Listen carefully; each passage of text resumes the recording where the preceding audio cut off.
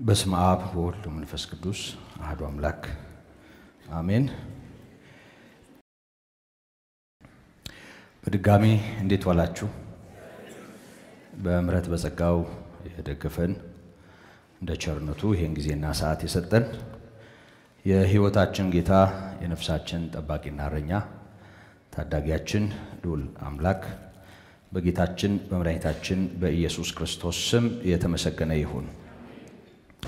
በሚረዳንና በሚደግፈን በሕያው አምላካችን ጸጋ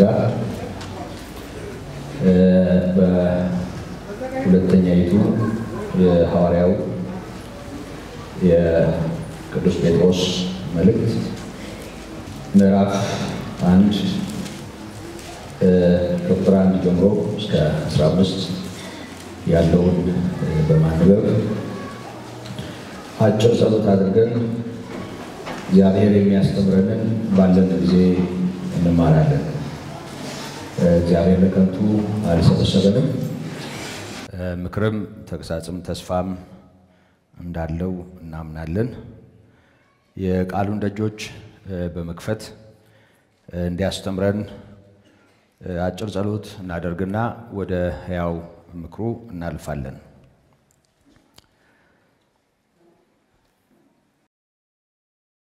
የኢየሱስ ክርስቶስ ባሪያና ሐዋርያ የሆነ ስምዖን ጴጥሮስ በአምላካችንና በመድኃኒታችን በኢየሱስ ክርስቶስ ጽድቅ ካገኘነው ጋር የተካከለ የክብር እምነት ላገኙ የመለኮቱ ኃይል በገዛ ክብሩና በበጎነቱ የጠራንን በማወቅ ለሕይወትና እግዚአብሔርን ለመምሰል የሚሆነውን ነገር ሁሉ ስለሰጠን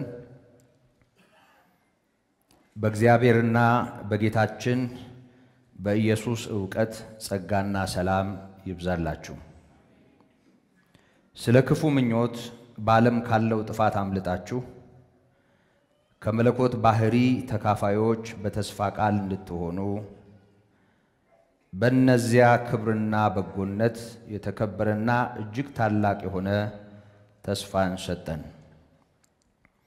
ስለዚህም ምክንያት ትጋትን ሁሉ እያሳያችሁ በእምነታችሁ በጎነትን ጨምሩ፣ በበጎነትም ዕውቀትን፣ በዕውቀትም ራስን መግዛት፣ ራስንም በመግዛት መጽናትን፣ በመጽናትም እግዚአብሔርን መምሰል፣ እግዚአብሔርንም በመምሰል የወንድማማችን መዋደድ፣ በወንድማማችም መዋደድ ፍቅርን ጨምሩ። እነዚህ ነገሮች ለእናንተ ሆነው ቢበዙ በጌታችን በኢየሱስ ክርስቶስ ዕውቀት ሥራ ፈቶችና ፍሬ ቢሶች እንዳትሆኑ ያደርጓችኋልና። እነዚህ ነገሮች የሌሉት ዕውር ነውና በቅርብም ያለውን ብቻ ያያል፣ የቀደመውንም ኃጢአቱን መንጻት ረስቷል። ስለዚህ ወንድሞች ሆይ መጠራታችሁንና መመረጣችሁን ታጸኑ ዘንድ ከፊት ይልቅ ትጉ። እነዚህን ብታደርጉ ከቶ አትሰነካከሉምና እንዲሁ ወደ ዘላለሙ ወደ ጌታችንና መድኃኒታችን ወደ ኢየሱስ ክርስቶስ መንግሥት መግባት በሙላት ይሰጣችኋልና። ስለዚህ እነዚህን ነገሮች ምንም ብታውቁ በእናንተም ዘንድ ባለ እውነት ምንም ብትጸኑ ስለ እነዚህ ዘወትር እንዳሳስባችሁ ቸል አልልም። ሁልጊዜም በዚህ ማደሪያ ሳለሁ በማሳሰቤ ላነቃችሁ የሚገባኝ ይመስለኛል። ጌታችን ኢየሱስ ክርስቶስ እንዳመለከተኝ ከዚህ ማደሪያዬ መለየቴ ፈጥኖ እንዲሆን አውቃለሁና ከመውጣቴም በኋላ እነዚህን ነገሮች እንድታስቡ በየጊዜው ትችሉ ዘንድ እተጋለሁ። እንጸልያለን።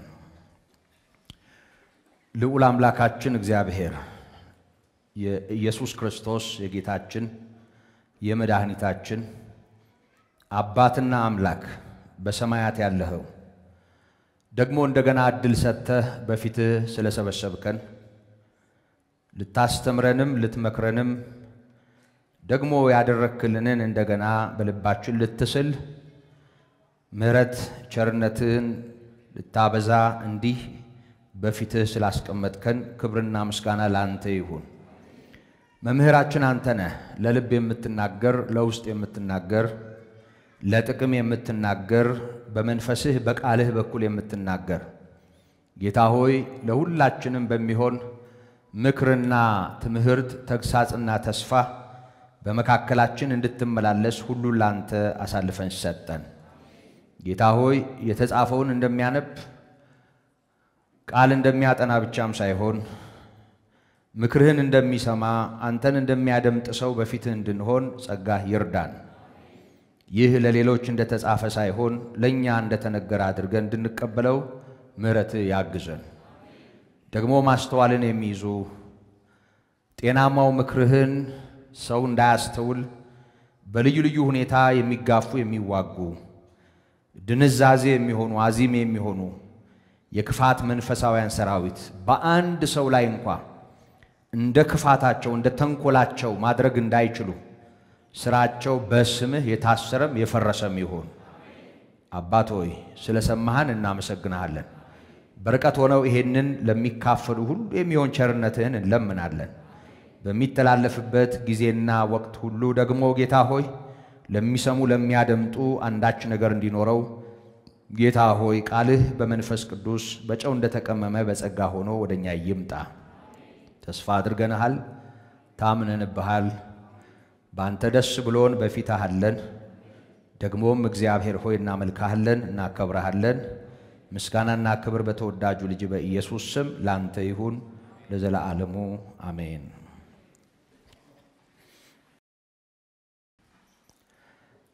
የክብር አምላክ አምላካችን በጌታ በኢየሱስ ክርስቶስ የተመሰገነ ይሁን። እግዚአብሔር ያስተምረናል። ያው ለዚህ ነው የሰበሰበን። በዚህ መልእክት እስከ ቁጥር 15 ያለውን ነው የምናየው። ያው መልእክቱ ርዕስ ይኑረው ካልን ርዕስ ልንሰጠው እንችላለን። ቁጥር 10 ላይ ያለውን ኃይለ ቃል ወንድሞች ሆይ መጠራታችሁንና መመረጣችሁን ታጸኑ ዘንድ ከፊት ይልቅ ትጉ ይላል። መጠራታችሁንና መመረጣችሁን ታጸኑ ዘንድ ከፊት ይልቅ ትጉ። እውነቱን ለመናገር ቅድም ከሰማነው መልእክት ጋር ተያያዥ ነው። የመንፈስ ቅዱስ የዕለቱ መልእክት ይሄ ነው ማለት ነው። እኔ እንደሱ ነው የሚገባኝ። በአንድም በሌላም ርዕስ በአንድም በሌላም የቅዱሳት መጻሕፍት ክፍል እግዚአብሔር ለሁላችንም የሚያስተላልፈው መልእክት ቅድም እንደሰማነው ዳተኞች እንዳንሆን እንዳናፈገፍግ ከሰማነው ታላቅ መዳን ወደ ኋላ እንዳንል ነው መንፈስ ቅዱስ የተናገረን። አሁን ደግሞ የተጠራን እኛ በተጠራንበትና በተመረጥንበት እውነት እንድንጸና ከፊት ይልቅ እንድንተጋ የሕያው እግዚአብሔር መንፈስ ያስተምረናል። ርዕሳችን ይሄ ይሆናል። መጠራታችሁንና መመረጣችሁን ታጸኑ ዘንድ ከፊት ይልቅ ትጉ ይላል። እስኪ በሉት ይሄንን ቃል። መጠራታችሁንና መመረጣችሁን ታጸኑ ዘንድ ከፊት ይልቅ ትጉ። ከፊት ይልቅ ትጉ። ከፊት ማለት ከዚህ በፊት ከነበራችሁ ትጋት ይልቅ ነው። ያው ይታወቃል። ሁልጊዜም ቢሆን ሰው መንፈሳዊውን ዓለም ሲቀላቀል እግዚአብሔር ረድቶት የጌታ መንፈስ ልቡን ከፍቶት ከእውነት ጋር ሲስማማ የሚኖረው ንቃት፣ የሚኖረው ቅናት፣ የሚኖረው ትጋት ይታወቃል። ርዕሱን በዚህ ዙሪያ እንዲያጠነጥን ብዙ አልጎትተውም፣ ግን ሁላችንም ይሄ ብርሃን ወደ ሕይወታችን ሲመጣ የነበረንን ልብና ፍቅር ማሰብ እንችላለን።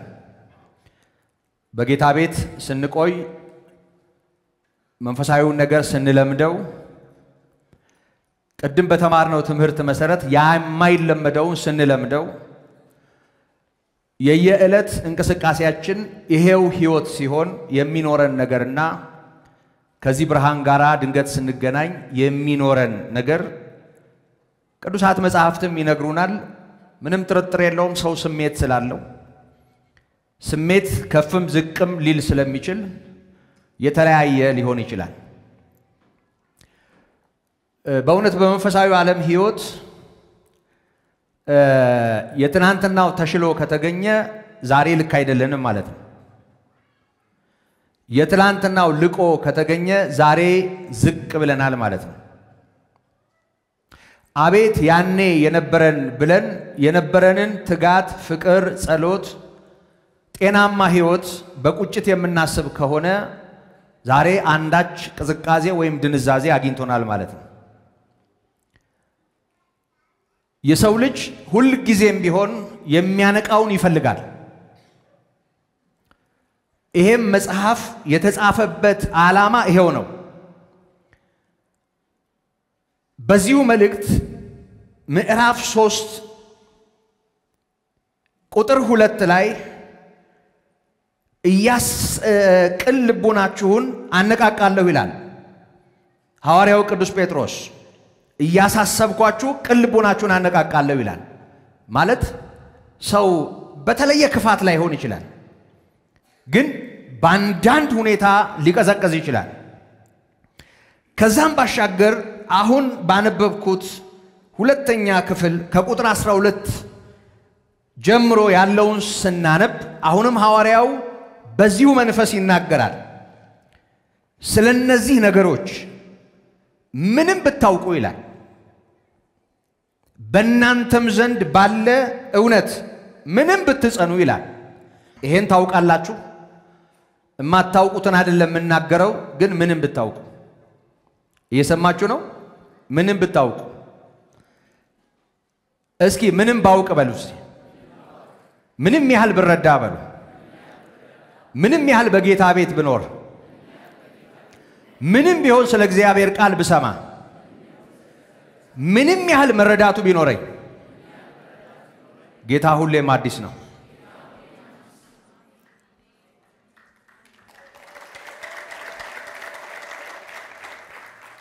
ምንም ብትጸኑ ስለነዚህ ዘወትር እንዳሳስባችሁ ቸል አልልም ማለት።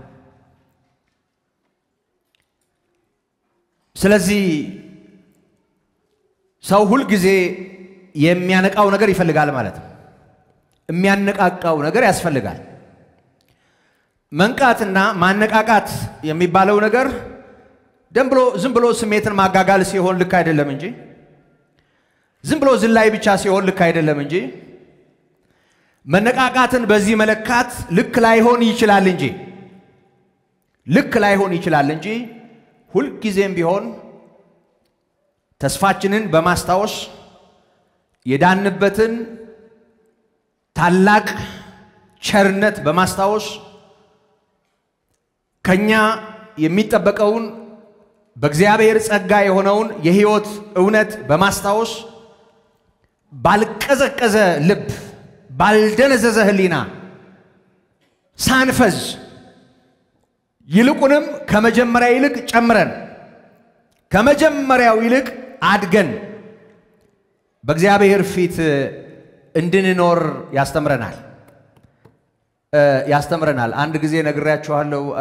ድሮ ሰንበት ትምህርት ቤት ሆነን በጣም ቀጫጭንና እንደው አመዳሞች በነበርንበት ጊዜ በጣም ትንንሽ ልጆች አብሮን ያገለግል የነበረና የት እንደገባ ሳናውቀው ለረጅም ጊዜ ተጠፋፍተን ከርመን እኔም እሱም አድገናል። እሱ ከኔ ይልቅ ወፍሯል። እኔ አሁን ከቅርብ ጊዜ ወዲህ ነው ይሄ አደጋ የደረሰብኝ። ረጅም ዘመኔን ቀጫጫ ነኝ። ምን እንደነካኝ አላውቅም። እንደዚህ አይደለሁም እኔ። እሱ ድብልብል ብሏል። አይኖቹም ተደብቀዋል፣ ጉንጩም ክብ ሆኗል። በደንብ አምሮበታል እና ጥሩ መኪና ይዟል እና ቦሌ መስመር ላይ አሁን እንኳን የለም መሰለኝ አንድ ሱፐርማርኬት እዛ ገብቶ መኪና አቁሟል። በፌስታል ብዙ ነገር ይዞ ሲወጣ ድንገት ነው በዛ በኩል ከርቀት ያየሁት እና የሆነ ነገሩ መጣልኝ እና ይሄ እሱ አይደለም እንዴ ያልኩና ቶሎ ቆም ብዬ ወደ ኋላ ተመለስኩና ስሙን ጠራው። እዴ አለ። ተቃቀፍን እና በጣም ደስ ብሎን ትንሽ ተጫወትን።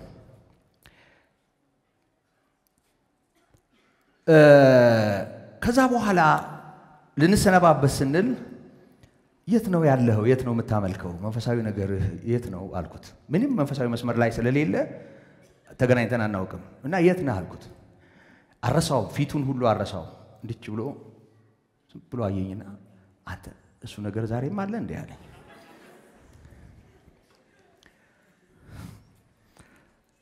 በእውነት እውነቴን ነው የምላችሁ በጣም ገረመኝና እንዴት አልኩት። እዴ አሁንም እንደዛው ነህ አለኝ። ጨርሶ ከመስመር እንደወጣ ነው የሚያውቀው። እንደዛም መሆኔን አያውቅም። እሱ ገረመኝ። ያ ብቻም አይደለም። ከዛ በኋላ እኔንም እሱንም የሚያውቁ ድሮ ሰንበት ትምህርት ቤት አብረውን የነበሩ ልጆችን አግኝቶ አሰግድ አግኝቸው እንደዚህ ያለኝ ብሎ ማውራቱ ደግሞ የበለጠ ገረመኝ። ማለት ይሆናል ማለት ነው፣ እንደዚህ ይሆናል ማለት ነው አይደል? በአንዳንድ ሰው ህይወት ይሆናል ማለት ነው። አምልኮ ድሮ ይሆናል ማለት ነው። መንፈሳዊነት ድሮ ይሆናል ማለት ነው። ጸሎት ድሮ ይሆናል ማለት ነው። ትጋት ድሮ ይሆናል ማለት ነው። ከዚህ እግዚአብሔር ያድናችሁ።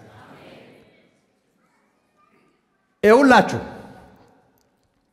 የጠራን ሰማይ ነው። ያዳነን እርሱ ነው። ምን እንደሚለን አስተውላችኋል? መጠራታችሁንና መመረጣችሁን ታጸኑ ዘንድ። የተጠራ ላይጸና ይችላል ማለት ነው። አዎ። የተመረጠም ሊተው ይችላል ማለት ነው። አዎ አዎ። በሚያስገርም ሁኔታ የጌታ ቸርነት በወንጌል እውነት በኩል የደረሰው ሰው ይተዋል፣ ይጥላል፣ ከወንጌል ያፈገፍጋል ማለት ነው። አዎ። እንዳትሰሙ፣ ሊሆን አይችልም የሚሉ ሰዎችን እንዳትሰሙ፣ የእግዚአብሔርን ቃል ስሙ። የእግዚአብሔርን ቃል መስማት ያስፈልጋል። በመጽሐፍ ቅዱስም እውነት ከዚህ እውነት ያፈገፈጉ ነበሩ። የቅድሙ ማስጠንቀቂያ ሰው እንዳያፈገፍግ ነው። አውቀዋት ከተሰጠቻቸው ከቅድስት ትእዛዝ ከሚወጡ ይልቅ የጽድቅን መንገድ ባላወቁት ነበር ያለው ለዳኑት ሰዎች ነው። የታጠበች እሪያ በጭቃ ለመንከባለል እንደምትሄድ እንዲሁ ውሻም ወደ ትፋቱ እንደሚመለስ እውነተኛ ምሳሌ ሆኖባቸዋል ያለው እንዲሁ ድነው ለነበሩ ሰዎች ነው።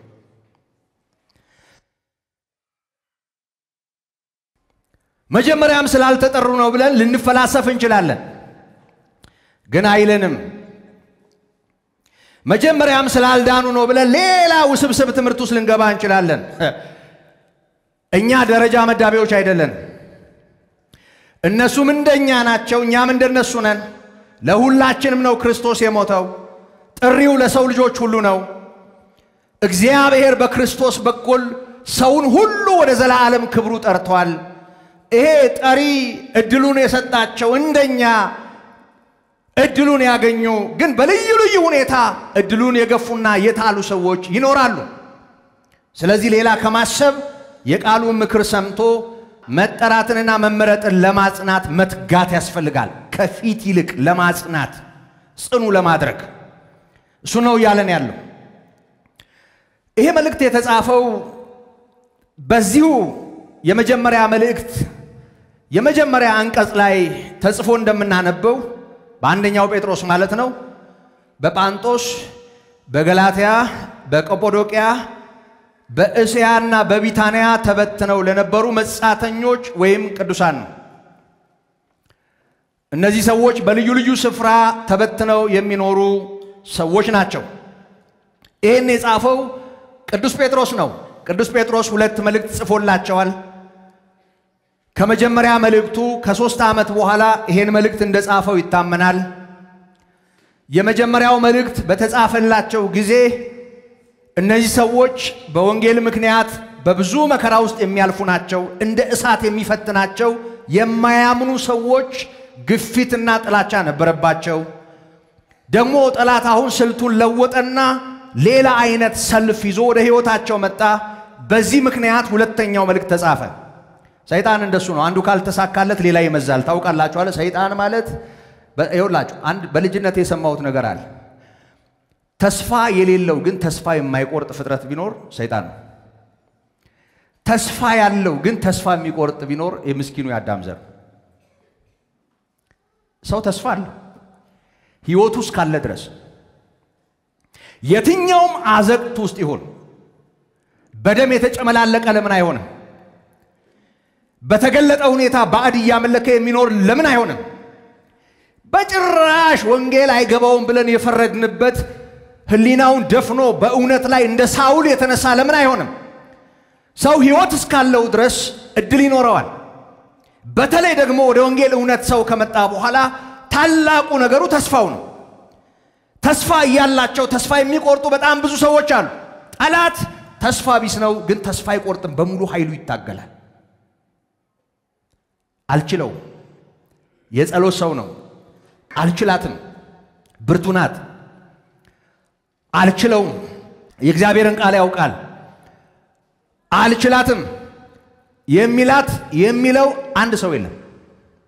በጣም ይገርመኛል። ጌታ ኢየሱስን ሊፈትነው መጣ፣ አልተሳካለትም ማለት እና መጽሐፍ ያለን ታስታውሳላችሁ። ለጊዜው ከሱ ዞር አለ። እንደማያጭበረብረው ገባው።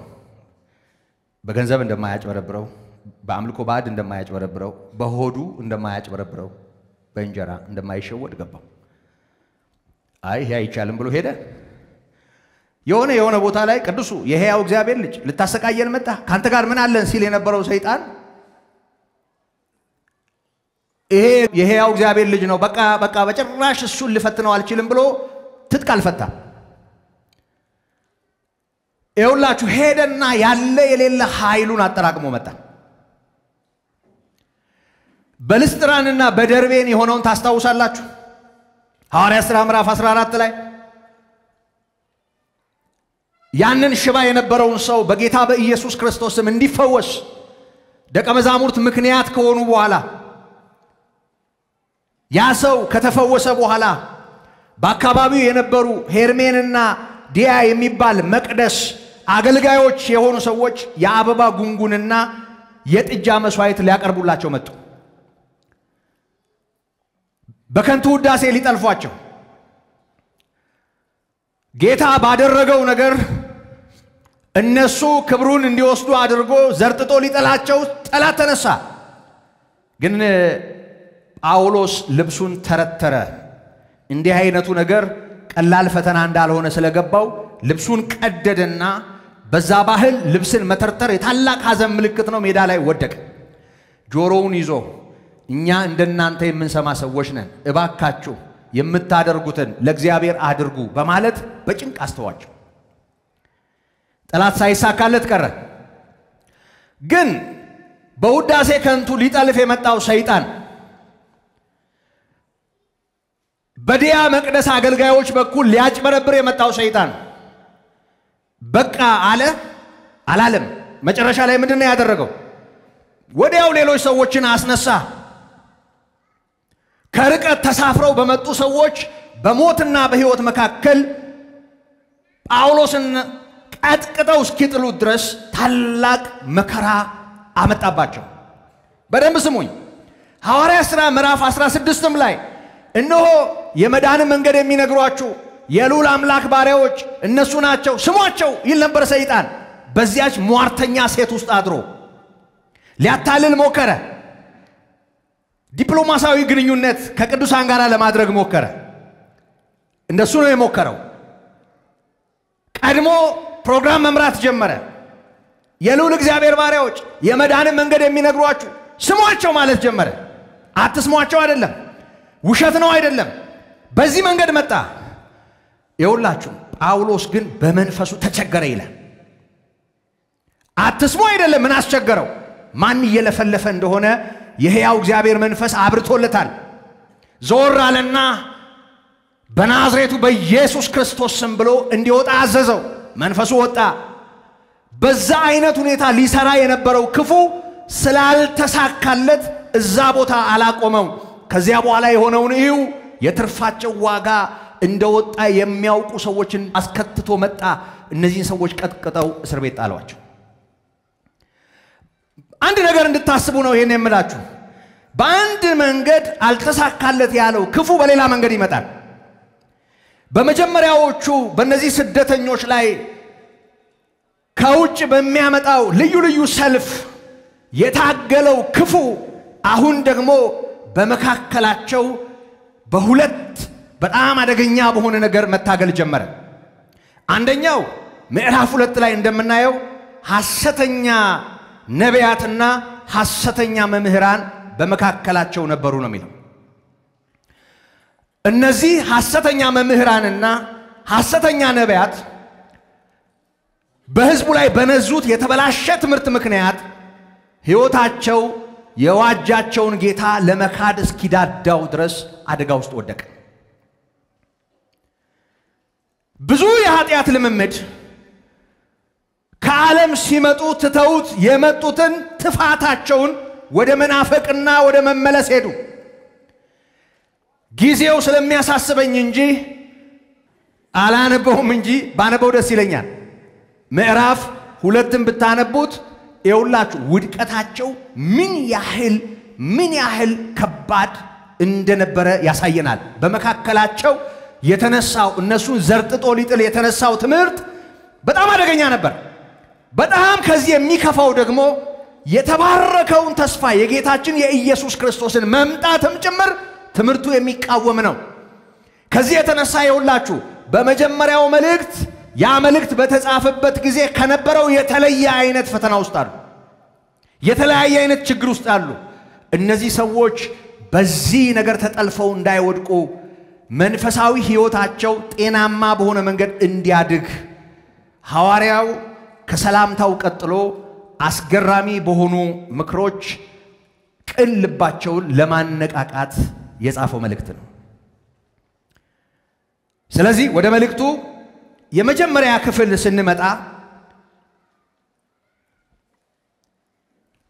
የኢየሱስ ክርስቶስ ባሪያና ሐዋርያ የሆነው ስምዖን ጴጥሮስ ይልና ራሱን ያስተዋውቃል።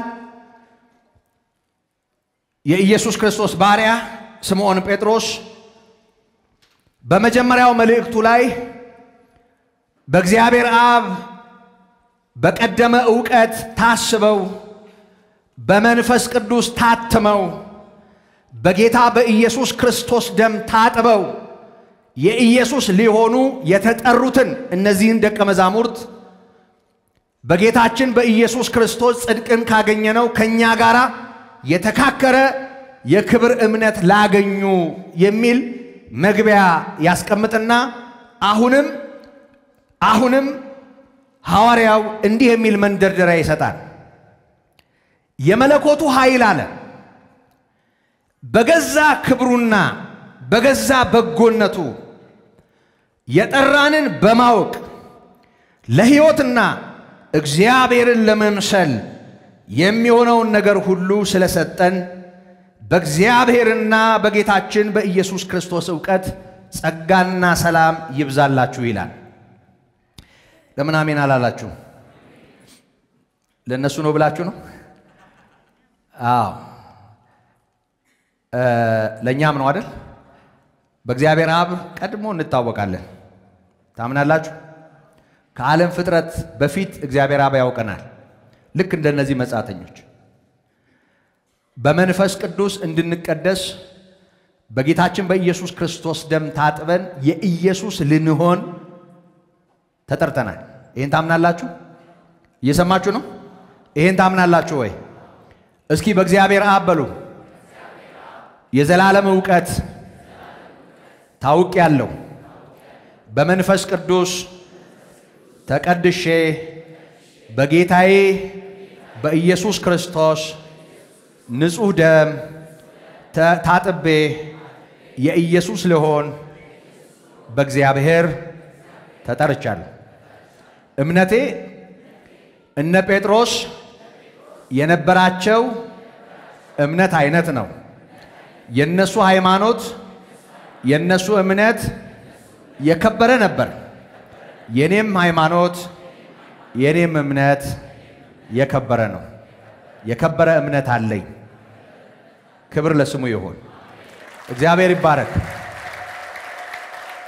በጣም የከበረ እምነት አለን። እጅግ በጣም ከምን እንዳዳነንና ይሄ የከበረ እምነት ከምን የተነሳ መክበሩን የቅድሙን ትምህርት በደንብ አድርጎ ማስተዋል ነው። በጣም አግዞኛል የቅድሙ መልእክት። እግዚአብሔር ይባረክ። ብዙ ነገር እግዚአብሔር ተናግሮናልና ብዙ ዝርዝር ነገር ውስጥ አልገባም። ይኸውላችሁ በዚህ መልእክት ውስጥ በመጀመሪያ ደረጃ የጠራንን ማንነት ይናገራል።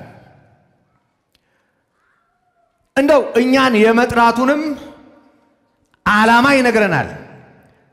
እኛን ለመጥራት ምን እንዳነሳሳውም ወይም ምን እንዳበቃውም በሰው ቋንቋ ልናገር ሌላ ቃል ስለሌለኝ ምን እንደጋበዘውም ጭምር ይነግረናል። ይኸውላችሁ የመለኮቱ ኃይል አለ። የመለኮቱ ኃይል ማለት መለኮታዊ ኃይል ማለት ነው። በገዛ ክብሩና በገዛ በጎነቱ ይለናል። የጠራንን በማወቅ ለሕይወትና እግዚአብሔርን ለመምሰል የሚሆነውን ሁሉ ስለሰጠን በእግዚአብሔርና በጌታችን በኢየሱስ ክርስቶስ ዕውቀት ጸጋና ሰላም ይብዛላችሁ ነው የሚለው። በደንብ አድርጋችሁ ስሙ። የጠራቸው ማን ነው? የመለኮቱ ኃይል ነው። የመለኮቱ ኃይል ማለት መለኮታዊ ኃይል ማለት ነው። አምላክ ማለት ነው። ይሄ አምላክ እነሱን እንዲጠራ ማን ነው ያነቃቃው? ማን ነው ያነሳሳው? ማን ነው የጋበዘው? ወገኖቼ የገዛ ክብሩ የገዛ በጎነቱ ነው ይለናል። እግዚአብሔር መልካም አምላክ ነው። ከማንነቱ የሚመነጭ መልካም ነገር ያለው መልካም አምላክ። ሰው እንዲድን የሰው ልጅ ከወደቀ በኋላ ያሳየው የጸባይ መሻሻል አይደለም ምክንያቱ፣ ወይም ደግሞ የገባው ሱባኤ አይደለም ምክንያቱ። ሱባኤ እንደገባ መጽሐፍ ቅዱስ አይነግረንም። ወይም ደግሞ ሌሎች ፍጥረታት ለዚህ እርሱን አልጋበዙትም። እግዚአብሔር እኛን እንዲፈጥር ያነሳሳው እንደሌለ እንዲሁ በመልካችን እንደ ምሳሌያችን እንፍጠር ሲል ሰውን በመልኩ ሲፈጥረው የሕይወት እስትንፋስን ሲያካፍለው ሕያው ሲያደርገው በኤደን ገነት ሲያኖረው ከመላእክት ጋር ተማክሮ ከሌሎች ፍጥረታት ጋር ተማክሮ እንዳልሆነ እንዲሁ እግዚአብሔር ሰውን ለማዳን ይሄንን ታላቅ ዋጋም ሲከፍል የገዛ በጎነቱ ነው፣ የገዛ ክብሩ ነው ለዚህ ምክንያት የሆነው ነው የሚለን። እየሰማችሁ ነው ወገኖች? የገዛ በጎነቱ። እግዚአብሔር መልካም አምላክ ነው። እግዚአብሔርን በሌላ መንገድ የሚስል ሰይጣን ነው። ጌታ ኢየሱስ መልካም ነው። ለክርስቶስ የሚሆንን ቅንነት የሚጋፋ ሌላ መንፈስ ነው። ሰው ለእግዚአብሔር የሚሆን ቅንነት ካጣ፣ ለክርስቶስ የሚሆን ቅንነት ካጣ እግዚአብሔርን በተለየ መልኩ ማሰብ ወደሚችልበት አዘቅት ከገባ ያለምንም ጥርጥር ክፉ በተለየ መንገድ ሐሳቡን አይምሮውን አግኝቶታል። እግዚአብሔር መልካም አምላክ ነው። ማንም እኛን እንዲያድን ምክንያት አልሆነም። ሲፈጥረን ከፍቅሩ እንደፈጠረን እንዲሁ ሲያድነንም ከገዛ መልካምነቱ በመነጨ ርኅራኄ አንድያ ልጁን ወደ ዓለም ላከ። እግዚአብሔር መድኃኒት በሰው ልጆች መካከል እንዲኖር አደረገ። በክርስቶስ የሆነውን ሁሉ ያደረገበት ምክንያት የራሱ በጎነት ነው ይለናል። የራሱ በጎነት እግዚአብሔር በገዛ በጎነቱ በገዛ ኃይሉ በገዛ ክብሩ ነው ይሄንን የፈጸመው። እግዚአብሔር የሰው ልጅ ለማዳን ሰማይ ምድርን የፈጠረበትን ኃይሉን ነው ወደ ዓለም ያስገባው። እስኪ አስቡ፣ ፍጥረት ካለመኖር ወደ መኖር የመጣበትን የእግዚአብሔር ሥራ፣ የሌለውን እንዳለ አድርጎ የጠራበትን የእግዚአብሔርን ኃይል፣ ካለመኖር ወደ መኖር ሁሉን ያመጣበትን፣ ፍጥረትን ያዘዘበትን፣ ብርሃን ከጨለማ የለየበትን፣ ቀንና ሌትን የሚያፈራርቅበትን፣ ምድሪቱ የተለያዩ ነገሮችን እንድታበቅል ያዘዘበትን፣ በላይ ያለውን ውሃ በታች ያለውንም የከፈለበትን ታላላቅና ታናናሽ ብርሃናትን በላይ ያደረገበትን የዕብራውያኑ ጸሐፊ እንደነገረን ዓለማትን ደግፎ የያዘበትን ቅድመ ዓለም ሰማይና ምድር የተፈጠረበትን ቃሉን ነው እኛን ለማዳን ወደ ዓለም የላከው። ይሄ የእግዚአብሔር ቃል ደግሞ የእግዚአብሔር ኃይልና የእግዚአብሔር ጥበብ መባሉን ቅዱስ ጳውሎስ ይነግረናል። በአንደኛ ቆሮንቶስ ምዕራፍ 1 ከቁጥር 18 ጀምሮ ስለ መስቀሉ ቃል በተናገረበት ክፍል ዓለም በጥበቧ እግዚአብሔርን እንደማታውቀው ከተናገረ በኋላ በስብከት ሞኝነት የሚያምኑትን ሊያድን የእግዚአብሔር በጎ ፈቃድ ሆነ ካለ በኋላ ይህ ለአይሁድ ማሰናከያ ለግሪክ ሰዎች ሞኝነት ነው አለ። ለኛ ለምንድን ግን የእግዚአብሔር ኃይልና የእግዚአብሔር ጥበብ የሆነው ክርስቶስ ነው ይላል። እየሰማችሁ ነው? እስኪ ለኛ ለምንድን በሉ። የእግዚአብሔር ኃይልና የእግዚአብሔር ጥበብ የሆነው ክርስቶስ ነው። ክርስቶስ የእግዚአብሔር ኃይል ነው። ክርስቶስ የእግዚአብሔር ጥበብ ነው። በክርስቶስ ዓለማት ተፈጥረዋል። በክርስቶስ ፍጥረታት ተደግፈው ይኖራሉ። በክርስቶስ ይሄ ዓለም ተጠቅሎ ያልፋል። ይሄን ባደረገበት በክርስቶስ እግዚአብሔር እኔን አድኖኛል። ክብር ለስሙ ይሁን። እኛ የዳንበት ከጨለማው ኃይል የተረፍንበት ኃይል ስልጣን ከሰው ጥበብ ይልቅ የተጠበበ የእግዚአብሔር ሞኝነት ከሰው ብርታት ይልቅ ብርቱ የሆነ የእግዚአብሔር ድካም አለው ሐዋርያው ቅዱስ ጳውሎስ። በዚህ ድካም በኩል እኛን አተረፈን። ጌታ ኢየሱስን አሳልፎ ሰጥቶ እሱ ስለ ሁላችንም ደክሞ ስለ ሁላችንም ለሞት ተላልፎ ተሰጥቶ እግዚአብሔር ምሕረት አደረገልን። በምኑ? በገዛ ኃይሉ በገዛ ክብሩ። የከበረው ጌታ ክብሩን ነው ወደ ዓለም የላከው። ኢየሱስ ለሚያምኑበት ክብር በጨለማ ላሉት ብርሃን መሆኑን ስምዖን የተባለው አረጋዊ እንደተናገረ ታስታውሳላችሁ። እስጢፋኖስ በድንጋይ በተቀጠቀጠ ጊዜ የእግዚአብሔርን ክብር ጌታ ኢየሱስን በአባቱ ቀኝ ቆሞ አየዋለሁ ማለቱን እናስታውሳለን። በደንብ ስሙኝ። ኢየሱስ ለምናምንበት ክብር ነው። እስኪ በሉት፣ ለምናምንበት ለኛ ጌታ ኢየሱስ ክብር ነው፣ ሞገስ ነው። ለምናምንበት ለኛ ጌታ ኢየሱስ ዘላለማዊ ክብር ነው። በዓለም ላሉት በጨለማ ላሉት ሁሉን የሚገልጥ ብርሃን ነው።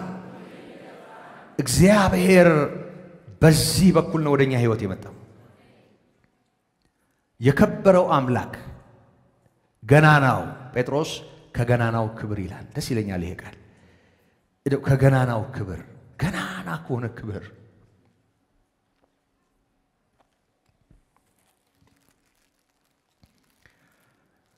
በርሱ ደስ የሚለኝ የምወደው ልጄ ይሄ ነው የሚል ድምጽ መጣለ።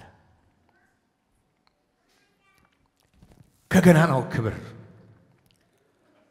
የሰው ቃል ከማይገልጠው እጅግ ከከበረው ገናና ከሆነ ክብር እጅግ የከበረ ወደዚህ ዓለም ተላከ። ሕያው እግዚአብሔር በገዛ በጎነቱ በገዛ ክብሩ የጠራንን በማወቅ ለሕይወትና እግዚአብሔርን ለመምሰል የሚሆነውን ነገር ሁሉ ሰጠን ነው የሚለው። በደንብ አድርጋችሁ ስሙኝ። ሰማይ ጠርቶናል እያለን ነው። እግዚአብሔር ከልቡ በመነጨ ከራሱ ክብር በተነሳ በራሱ ኃይል በተፈጸመ አስደናቂ ምሕረት ወደኛ ህይወት መጥቷል። ይሄ እግዚአብሔር ጠርቶናል። ይሄ እግዚአብሔር የጠራን ለምንድን ነው?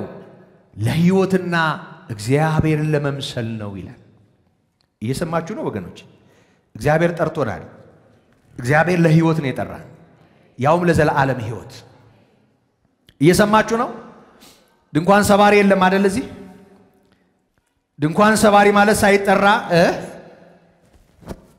በየሰርጉ የሚገባ ማለት ነው አይደል? በተለመደው መንደረኛው ቋንቋ። እዚህ ግን ድንኳን ሰባሪ የለም። ተጠርተሽ ነው፣ ተጠርተ ነው። ፖስት ካርድ አይደለም። እግዚአብሔር ልጁ ልኮ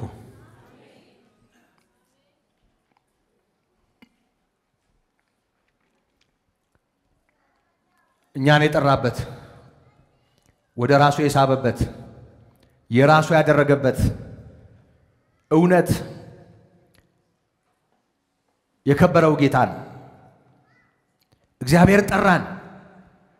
ለምን ጠራን? እግዚአብሔር ለሕይወት። ለሕይወት መጠራት ማለት ወገኖቼ ለሕይወት የሚሆን አንዳች ነገር ለሌለው የሰው ልጅ በኃጢአት ምክንያት ወድቋል።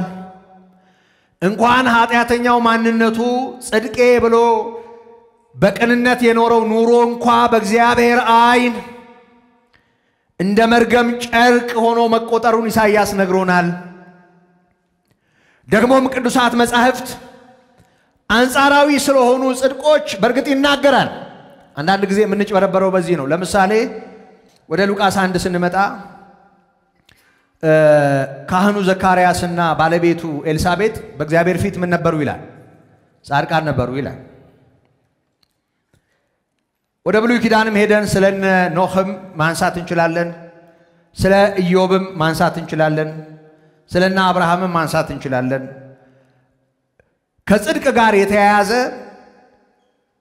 ቃል በእነሱ ሕይወት ዙሪያ ተጠርቷል። ይኸውላችሁ ጻድቅ የሚለው ቃል ትክክለኛ ማለት ነው፣ የቀና ማለት ነው። ጻድቃን ነበሩ ማለት ትክክለኛ የሆነውን የቀና የሆነውን የሚያደርጉ ማለት ነው።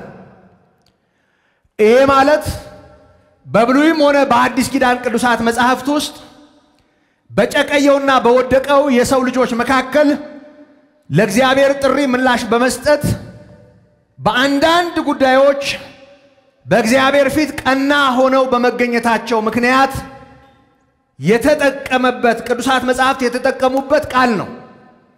ጻድቃን ነበሩ የሚለው በሰው ደህንነት ጉዳይ፣ በዘላለም ሕይወት ጉዳይ ግን የነዚህ ሁሉ ጽድቅ የመርገም ደም እንደነካው ጨርቅ ነው በእግዚአብሔር ፊት። አብርሃም ትልቅ ሰው ግን በስራው አልዳነም። ዳዊት በጣም የተከበረ ሰው ግን በስራው አልዳነም። ሙሴ በእግዚአብሔር የተመሰከረለት ሰው ነው፣ በገዛ ስራው አልዳነም። ማንም ሰው በጌታችን በኢየሱስ ክርስቶስ የመስቀል ላይ ሥራ እንጂ በስራው እንደማይድን ቅዱሳት መጻሕፍት ይናገራሉ። ከዚህ የተነሳ ጽድቅ የሚለውን ቃል ስንመለከት አንጻራዊ ጽድቅ በየትውልዱ ውስጥ ሊኖር ይችላል። የሰው ጽድቅ በተመለከተ ልክ ነው። ይኸውላችሁ ከሰካራሙ ይልቅ የማይሰክረው አይሻልም? አይሻልም ወይ? ከሌባው ይልቅ የማይሰርቀው አይሻልም? ከነፍሰ ገዳዩ ይልቅ የማይገድለው አይሻልም ወይ? ከተሳዳቢው መርገም ከሞላበት ይልቅ እንደው መራቂው ባራኪው አይሻልም? ከንፉጉ ይልቅ ለጋሱ ደጉ አይሻልም? ይሻላል። ከሴሰኛው ከአመንዝራው ይልቅ ራሱን ገዝቶ የሚኖረው ይሻላል። በየአካባቢው በየመንደሩ ቤተሰቡን እያስጨነቀ ከሚኖረው ሰካራም፣ በልዩ ልዩ ነገር ታግቶ ከሚኖረው፣ በሱስና በማይገባ ነገር ቤተሰብንም ከሚያሳፍረው ይልቅ በስነ ስርዓት ጤናማ ሆኖ ወጥቶ የሚገባው ሰው የተሻለ ነው።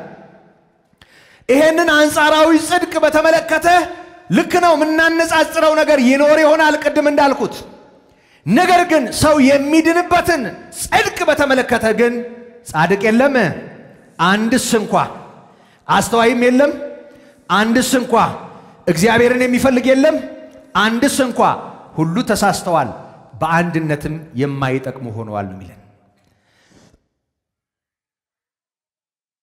ስለዚህ ይሄን ጽድቅ በተመለከተ ሰው ሁሉ በእግዚአብሔር ፊት የማይጠቅም ነው የሆነው። ይሄ የማይጠቅመውን ማንነት ከትቢያ ሊያነሳ በእግዚአብሔር ፊት እንደሚጠቅም አድርጎ አጣጥቦ ሊያቆም ክብር ሊሆን ከውርደት ሊያድን ከቅሌት ሊያተርፍ የእግዚአብሔር ክብር የሆነው ጌታ ኢየሱስ ወደዚህ ዓለም መጣ። በእርሱ በማመናችን ይውላችሁ አንድም ተጨማሪ ቀን በእግዚአብሔር ፊት ለመኖር የምናደርገው ተጨማሪ ዱብ ሳይኖር ባመንበት ቅጽበት ሁላችንም ጽድቃችን በሆነው በክርስቶስ በኩል የእግዚአብሔር ሆን። እየሰማችሁ ነው ወገኖቼ? እየሰማችሁ ነው ወይ? ይውላችሁ በደንብ አርጋችሁ ስሙኝ። ምናልባት እንግዳ ሰው እዚህ ውስጥ ካለ እኔ ኃጢአተኛ ነኝ የሚል ሰው እዚህ ውስጥ ካለ እኔ እግዚአብሔርን አላውቅም የሚል ሰው እዚህ ውስጥ ካለ ስለ ክርስቶስም ያለኝ ነገር ልክ አይደለም የሚል ሰው እዚህ ውስጥ ካለ እኔ ዘማ ነኝ እኔ ኃጢአተኛ ነኝ ኃጢአቴ ከጸጉሬ ይበዛል የሚል ሰው እዚህ ውስጥ ካለ ኢየሱስ እርሱ ጽድቅህ ሊሆን መድኃኒት ሊሆንህ ይሄንን እውነት አስተውለህ አሜን ካልክበት ቅጽበት አንስቶ ያንተ ሕይወት ሌላ ነው። አንተ ላታውቀው ትችላለህ፣ እግዚአብሔር ግን ተቀብሎሃል። ይሄንን በደንብ አስተውሉ፣ በደንብ ስሙ። እግዚአብሔር ጸባይ ማረሚያ ውስጥ አስገብቶ አኗኗራችንን ለውጦ የራሱ አላደረገንም። ስለ መንፈሳዊው ነገር የሆነ ነገር ሰምተን ድንግጥ ብለን ለመጾምና ለመጸለይ ስንወስን እግዚአብሔር የራሱ አላደረገንም። እግዚአብሔር የራሱ ያደረገን አንድ ልጁን ሰጥቶ ነው። ጌታ ኢየሱስ ክርስቶስን በማወቅ የኢየሱስ ክርስቶስ አባት እግዚአብሔር አንድ ልጁን አሳልፎ እንደሰጠ ይሄንን በማወቅና በማመን የተገኘ ሕይወት ነው እግዚአብሔር በልጁ የሰጠን ሕይወት። ወገኖቼ በደንብ ስሙኝ። ለሕይወት የሚሆነውን እግዚአብሔርን ለመምሰል የሚሆነውን እግዚአብሔር ሰጠን ነው የሚለው። እየሰማችሁ ነው? ለሕይወት የሚሆነውን ተቀበለናል አይደል? እየሰማችሁ ነው? ለመዳን የሚሆነው ሆኖልናል አይደል? ቀደም ሰምታችሁታል። ዕብራውያን 6ን ጠቅሶ ነበር ወንድሜ የመልእክቱ ማጠቃለያ ላይ ምንም እንኳን እንደዚህ ብንናገርም ማለት ለመዳን የሚሆነው እንደሆነላችሁ ተረድተናል አለ። እየሰማችሁ ነው? ምንም እንኳን ይኸውላችሁ ከላይ ብርሃን የበራላቸው ሰማያዊ ስጦታውንም የቀመሱትን ሊመጣ ያለውን የዓለም ኃይል ያዩትን ከመንፈስ ቅዱስ የጸጋ ስጦታ ተካፋይ የነበሩትን መልካሙን የእግዚአብሔር ቃል ተቀብለው የነበሩትን ደግሞ የካዱትን ይላል እነዚህ ለንስሐ ማደስ የማይቻል ነው ይላል በአራት ነጥብ። ይሄን ካለ በኋላ ብዙ ጊዜ በእርሷ ላይ የሚወርደውን ዝናብ የምትጠጣ መሬት መልካሙን ለሚያርሱ ሰዎች ልታወጣ ይገባታል ለገበሬው። ያ ባይሆን ግን ለመረገምና ለእሳት ትቀራለች፣ መጨረሻዋም በእሳት መቃጠል ነው ይላል። የሚናገረው በጣም ከባድ ነው። ግን የዕብራውያን አማኞች ጌታን ለመተው የሚያስችል ወጥመድ በፊታቸው ተዘርግቷል እንጂ ጌታን አልካዱትም። በብዙ ፈተና ውስጥ ያለፉ ናቸው ያሉት። የእውቀት ክፍተታቸው ፈተናቸው በሕይወታቸው ዙሪያ ያለው ግርግር ጌታን እንዲጥሉ እነሱ ለመነቅነቅ ሰይጣን እየሰራበት ያለው ነው። ግን አልካዱትም። እነዚህ ሰዎች ስላልካዱት የካዱትን በተመለከተ ተናገረና እናንተን በተመለከተ ግን አለ ለመዳን የሚሆነው እንደሆነላችሁ ተረድተናል። ወገኖቼ ለመዳን የሚሆነው ነገር ሆኖልናል። እየሰማችሁ ነው? ለመዳን የሚሆነው ነገር ሆኖልናል። እኛ አይደለንም የሰራነው፣ ስራችንን ሰርቶልናል። እኛ አይደለንም ያደረግነው፣ አድርጎልናል። እኛ አይደለንም አንዳች ነገር የከፈልነው፣ ከፍሎልናል። ስለ ሁላችንም ኃጢአት አንድ ልጁን አሳልፎ ሰጥቶ በእርሱ በኩል ባደረገው ቤዛነት ይቅርታ አድርጎልናል። ይሄንን በመቀበላችን ለመዳን የሚሆነው ነገር ሆኖልናል። ክብር ለስሙ ይሁን። ለሕይወት የሚሆነው ነገር ሆኖልናል። በደንብ ስሙኝ፣ በደንብ ስሙ። ይሄንን ለራሳችሁ ህሊና ተናገሩት። ይሄንን አውጁት። ለሕይወት የሚሆነውን አግኝቻለሁ፣ ለመዳን የሚሆነውን አግኝቻለሁ፣ ያውም ለዘላለም ሕይወት።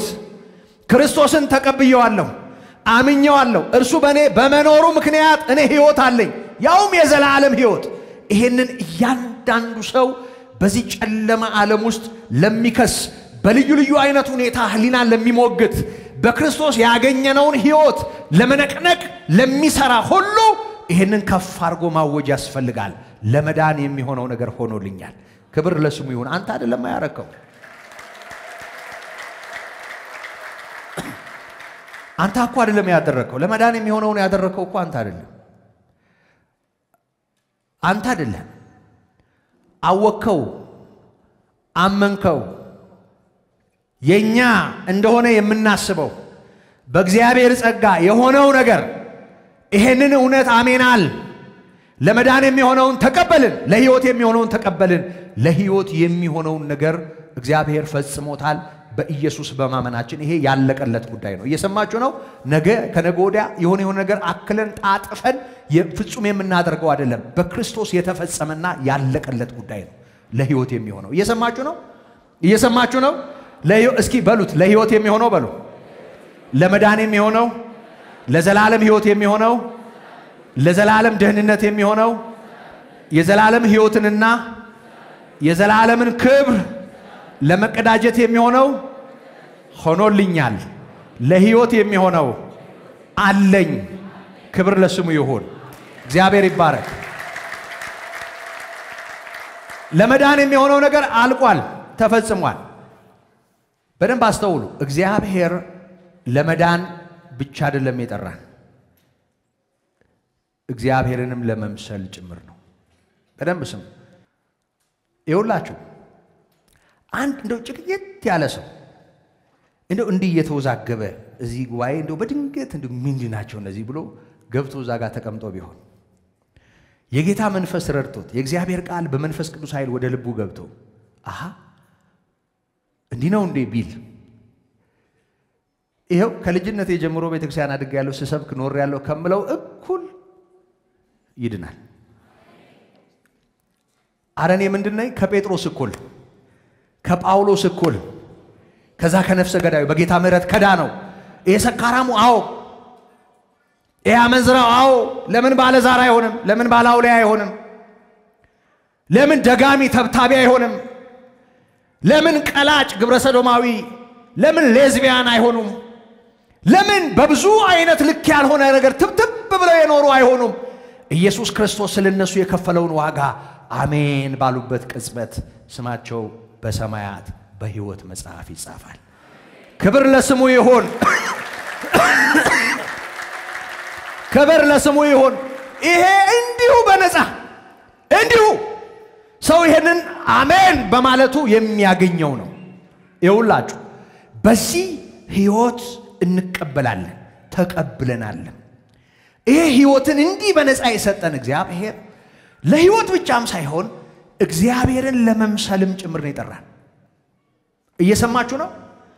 እግዚአብሔር ለሕይወት ደግሞም እግዚአብሔርን ለመምሰል ነው የጠራን። እሺ እግዚአብሔርን ለመምሰል ምን እናድርግ? ምን እናድርግ? ትንሽ ይሄንን አደገኛ የሆነው ማንነታችንን በተለያየ መልኩ ንቅጣው። ምን እናድርግ? ምንድነው ከዚህ በኋላ ከኔና ከናንተ የሚጠበቀው? በደንብ አድርጋችሁ ስሙት። ይኸውላችሁ ምን ይላል መሰላችሁ? የመለኮቱ ኃይል በገዛ ክብሩና በገዛ በጎነቱ የጠራንን በማወቅ እስኪ ስሙኝ፣ የጠራንን በማወቅ አሁን የጠራንን በማወቅ ውስጥ ነው ሕይወትና እግዚአብሔርን መምሰል ያለው። ሕይወትና እግዚአብሔርን መምሰል ያለው የጠራንን ማወቅ ውስጥ ነው ያለው። በጣም ብዙ ሰዎች በትግል እግዚአብሔርን ለመምሰል በራሳቸው ትግል ሞክረው አልሆን ብሏቸው ተስፋ ቆርጠዋል። በተለያየ መልኩ ራሳቸውን የጎዱ እኔ ልሆን አልችልም ያሉ ተስፋ የቆረጡ ብዙ ናቸው። ይኸውላችሁ ለሕይወት የሚሆነውን ባገኘንበት ነው እግዚአብሔርን ለመምሰል የሚሆነውንም የምናገኘው ደግሞ የሚያገኘ ነው። ምንድነው እሱ? ይኸውላችሁ የጠራንን በማወቅ ይላል። ለሕይወትና እግዚአብሔርን ለመምሰል የሚሆነውን ሁሉ ስለሰጠን በደንብ ስሙ። በእግዚአብሔርና በጌታችን በኢየሱስ ክርስቶስ ዕውቀት ጸጋና ሰላም ይብዛላችሁ። ይውላችሁ ዕውቀት የሚለው ቃል ይደጋግማል። ይሄ ዕውቀት ማለት እንደው በአይምሮአችን ብዙ ሐሳብ መያዝ ማለት ሳይሆን ጌታ ኢየሱስ እንደነገረን ዮሐንስ 17 ቁጥር 3 ላይ እውነተኛ አምላክ የሆንከውን አንተን እና የላከውን ያውቁ ዘንድ ይህች የዘላለም ሕይወት ናት አለ። ይሄንን እውነት በደንብ ስንረዳ እሱኑ ነው ጌታ በጸሎት የተናገረውን ነው ጴጥሮስ በትምህርቱ የጠቀሰው። ይውላችሁ በእግዚአብሔርና በጌታችን በኢየሱስ ክርስቶስ ዕውቀት ነው የሚለው። እግዚአብሔር ማወቅ የኢየሱስ ክርስቶስን አባት ጌታ ኢየሱስን ማወቅ ለአባቱ ታዞ የመጣውን ትሁት እግዚአብሔር ማወቅ አንድ ልጁን አሳልፎ ከሰጠ በኋላ የሁላችንንም በደል በእርሱ ላይ እንዳኖረ ኢየሱስን ማወቅ ለሞት ያውም ለመስቀል ላይ ሞት የታዘዘ መሆኑን ያ በመስቀል ላይ ከወንበዴዎች ጋር የተቆጠረው መራራውን የተጎነጨው የተጠላው የተተፋበት የሾህ አክሊል የተደፋበት የተዋረደው እሱ ኢየሱስ የሕያው እግዚአብሔር ልጅ እውነተኛ አምላክ የዘላለም ሕይወት መሆኑን ይሄንን በማወቅ ውስጥ እግዚአብሔርን መምሰል የሚባለው ጸጋ በሕይወታችን ይሰራል ነው የሚለው። ይሄን በማወቅ ውስጥ ጸጋና ሰላም ይብዛላችሁ ነው የሚለው። ለምንድን ነው የተሰበሰብነው? ቅድም ወንድሜ አንስቶታል፣ እኔም ደግሜ አንስቼዋለሁ፣ አሁንም ደግሜ አነሳዋለሁ። ይኸውላችሁ አያረጅም የመስቀሉ ቃል። ኢየሱስ ስለ ኃጢአታችን ሞተ የሚለው አያረጅም። ኢየሱስ ስለ ኃጢአታችን ተቀበረ የሚለው አያረጅም። እኛን ስለማጽደቅ ከሙታን ተነሳ የሚለው አያረጅም። ያ ብቻም አይደለም፣ ከክርስቶስ ኢየሱስ ጋር የተያያዘው የአዲስ ኪዳን መልእክት ሁሉ ጊዜ የሚፈካ የሚበራ ነው። ይሄ ብርሃን ይብዛላችሁ ወገኖቼ፣ ይሄ ጸጋ ይብዛላችሁ። ጸጋውን በጥበብና በአይምሮ ሁሉ ያብዛላችሁ የእግዚአብሔር ቃል እንደሱ ይላል። ይሄ ይብዛላችሁ በጥልቀት ያየነው በመጣን ቁጥር ይውላችሁ የከበረውን ተስፋ እናስባለን። የከበረውን ተስፋ እግዚአብሔር በክርስቶስ ያደረገልንንም ደግሞ በክርስቶስ ከተደረገልን የተነሳ የሚጠብቀንንም ማየት ስንችል የሚመጣውን ሙሽራ ልባችን ይጠብቃል፣ ይናፍቃል። ይሄ መናፈቅ ስንችል በዙሪያችን ያለ ቅራቅንቦ የተናቀ ይሆናል። ወጥመድ አይዘንም። በዙሪያችን ያለ ብዙ ነገር አግቶ አያስቀረንም።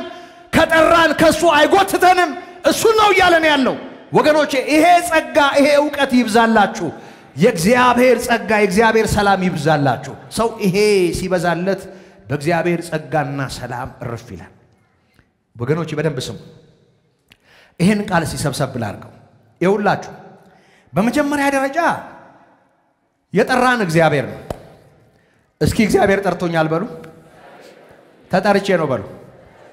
ተጠርቼ ነው። አዎ ተጋብዤ ነው። ሕይወት ተጋብዤ ነው። ሕይወት ተጠርቼ ነው። እኔ ተጠርቼ ነው። ምንም በይሆነ ድንገት ባጋጣሚ ምናምን ዘውዘው ስለ አይደለም። ጠርቶኝ ነው። ሰማይ መለኮት ጠርቶኝ ነው። አምላክ ጠርቶኝ ነው።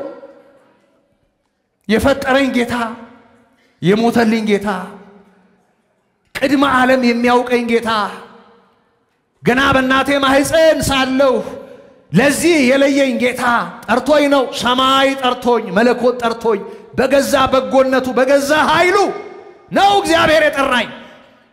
ይሄ የመጀመሪያው ነጥብ ነው። የተጠራ ነው ደግሞ ለሕይወትና እግዚአብሔርን ለመምሰል ነው። ተጠርተናል ለሕይወት ተጠርተናል እግዚአብሔርን ለመምሰል። ይሄ እውነት ከገባን ወገኖቼ በዚህ ዕውቀት ውስጥ የእግዚአብሔር ጸጋ የእግዚአብሔር ሰላም በሕይወታችን ይፈሳል። በደንብ ስሙኝ። ሮሜ ምዕራፍ 3 የመጨረሻው አንቀጽ ላይ ጳውሎስ የአብርሃምን እምነት ያነሳል። አብርሃም እግዚአብሔርን አመነ አይደል? እምነቱ ጽድቅ ሆኖ ተቆጠረለት። አብርሃም እግዚአብሔርን ሲያምን ያመነው ምን ብሎ እንደሆነ ታስታውሳላችሁ? የሌለውን እንዳለ አድርጎ የሚጠራ ለሙታን ሕይወትን የሚሰጥ ነው ብሎ አመነ። አብርሃም እንደምውት ከሆነ ከርሱና ከባለቤቱ ከአሮጊቷ ከሳራ እንደ ሰማይ ኮከብ እንደ ምድር አሸዋ ያሉትን ሊያወጣ እንደሚችል አመነ። ባመነበት በዚህ ጉዳይ የአብርሃም እምነት ምን ሆነ ተቆጠረ? ጽድቅ ሆኖ ተቆጠረ። ጽድቅ ሆኖ ተቆጠረ ይልና ይሄ እኮ ስለ አብርሃም ብቻ አይደለም ስለኛም ነው ይላል። አብርሃም እንደዛ አመነ። የሌለውን እንዳለ አድርጎ ይጠራል ብሎ አመነ። ለሙታን ሕይወትን ይሰጣል ብሎ አመነና እምነቱ ምን ሆነለት? ጽድቅ ሆኖ ተቆጠረለት። ለኛም ነው ይላል። እኛ ምን ብለን አምነን? እግዚአብሔር ኢየሱስ ክርስቶስን ከሙታን እንዳስነሳው ስላመንን ይህን በማመናችን ምክንያት ጽድቅ ሆኖ ተቆጠረልን። ክብር ለስሙ ይሁን። ይህን ካለ በኋላ ምዕራፍ 5 ቁጥር 1 ላይ እንግዲህ በጸጋው ከጸደቅን አለ በእግዚአብሔር ዘንድ ሰላም ነን አለ። ሰላም ነን፣ እኛና እግዚአብሔር ሰላም ነን። ሰላም ነው፣ ጸብ የለብንም። ክብር ለስሙ ይሁን። መካከለኛው አተረፈን። የእግዚአብሔር ልጅ ኢየሱስ በደላችንን ተሸክሞ ስለኛ ራሱን አሳልፎ የሰጠው ጌታ አስመለጠን። እግዚአብሔር በክርስቶስ አየን። የተወደደው ልጁን ባየበት አይን አየን። እሱን በወደደበት ፍቅር ወደደን። እሱን ባከበረበት በዚያው ትንሣኤ እኛን አከበረን። እግዚአብሔር በልጁ በኩል ይሄንን አደረገልን። ስለዚህ ሰላም ነን፣ እኛና እግዚአብሔር ሰላም ነን። ጸብ የለም በእኛና በእግዚአብሔር መካከል። ክብር ለስሙ ይሁን። የጸቡን ግድግዳ ጌታ ኢየሱስ አፈሶታል። ተጣልቻለሁ የሚል ካለ ከእንቅልፉ ይንቃ። በእኔና በእግዚአብሔር መካከል ችግር አለ ብሎ የሚያስብ ካለ ይመልከት የመስቀሉን ቃል። ወደ ጌታ ፊቱን ያዙር። ከጌታ ጋር እንደገና ያለውን ኪዳን ያድስ። እንደገና ኢየሱስ ክርስቶስን ይመልከተው። እግዚአብሔር ይሄንን አድርጎልናል። ወገኖቼ ጸጋና ሰላም ይብዛላችሁ አለ። ይኸውላችሁ ይሄ የሚሆነው በደንብ አድርጋችሁ ስሙኝ። አሁን ጴጥሮስ አሁን ያነበብኩት የመጽሐፍ ቅዱስ ክፍል ላይ ባለው መጠን ብቻ ነው እየተናገርኩ ያለሁት። ብዙ ወዲያም ወዲም ለማለት ጊዜውም አይፈቅድልኝም። ግን በደንብ ስሙኝ። እንደዚህ ይላል ይሄ ጸጋ ይሁንላችሁ የጠራንን በማወቅ ይላል። እንደገና ደግሞ በእግዚአብሔርና በጌታችን በኢየሱስ ክርስቶስ ዕውቀት ይላል። የጠራንን ማወቅ ማለት ይሄ በገዛ በጎነቱ የጠራንን መለኮት ማለት ነው። መለኮት የሚለው ቃል እዚህ ጋር በተዘረዘረው መሰረት እግዚአብሔር አብ የኢየሱስ ክርስቶስ አባት መልካሙ አምላክ ደግሞ ወልድ የእግዚአብሔር ክንድ የእግዚአብሔር ኃይል ሥጋ የሆነው ቃል ማለት ነው። እሱን በማወቅ ጸጋና ሰላም ይብዛላችሁ። አያችሁ ለሕይወት የሚሆነውን ባገኘንበት ደግሞ እግዚአብሔርን ለመምሰል የሚሆነውንም አግኝተናል። እግዚአብሔር ጨርሷል በዚህ ጉዳይ። እየሰማችሁ ነው? እየሰማችሁ ነው ወይ? ይብዛላችሁ። ይሄንን ማስተዋል ይብዛላችሁ። ይኸውላችሁ ይሄንን ካለ በኋላ ቁጥር 4 ላይ ያለው ላስታውሳችሁ እንደዚህ ይላል ስለ ክፉ ምኞት በዓለም ካለው ጥፋት አምልጣችሁ ከመለኮት ባህሪ ተካፋዮች በተስፋ ቃል እንድትሆኑ በእነዚያ ክብርና በጎነት የተከበረና እጅግ ታላቅ የሆነ ተስፋን ሰጠን ይላል። ክብር ለስሙ ይሁን። በደንብ ስሙ። ዋናው ነገር እዚህ ውስጥ ነው ያለው። ሌላውን በንባብ ነው መጨረሻው። ጠቅለል አድርጌ ግልጽ ስለሆነ ማለት ነው። በደንብ ስሙ። በእነዚያ ክብርና በጎነት አለ የተነሳ ክብር እና በጎነት። በእነዚያ ክብርና በጎነት ምን ማለት ይመስላችኋል? ክብሩ የማን ነው? የመለኮት አይደል? መለኮት ማን ነው? እግዚአብሔር እና ልጁ ኢየሱስ ክርስቶስ። ይኸውላችሁ በገዛ በጎነቱ በገዛ ኃይሉ የተባለው መለኮት ነው፣ አምላክ ነው። በዚያው በጎነት የተከበረና እጅግ ታላቅ የሆነን ተስፋ ሰጠን ይላል። ተስፋችን እጅግ የከበረ ነው።